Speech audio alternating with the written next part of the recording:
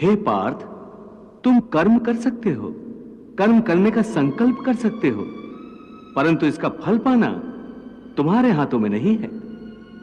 हे मधुसूदन, मैं जिस काम का संकल्प करूंगा वो काम तो मैं करूंगा ही। जब भोजन करने का निश्चय करके बैठूंगा तो निवाला उठाकर मुंह में रखूंगा ही, तभी तो उसे खाऊंगा।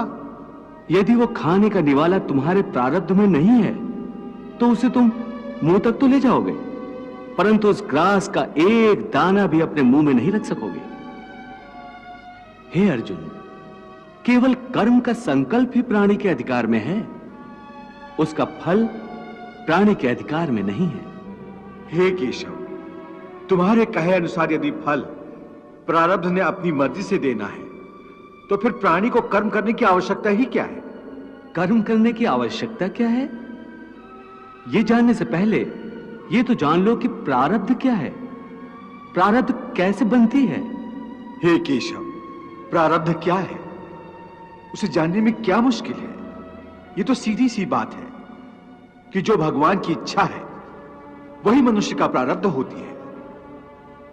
नहीं अर्जुन, नहीं, यह धारणा सत्य नहीं है। क्यों सत्य नहीं है? क्योंकि मैं किसी के प्रारब्ध नहीं बनाता, ना मैं किसी प्राणी के कर्म अथवा कर्म फल के हिसाब में दखल देता हूं, इसलिए प्राणी की प्रारब्ध बनाने में मेरा कोई हाथ नहीं होता। फिर कौन बनाता है प्राणियों का प्रारब्ध?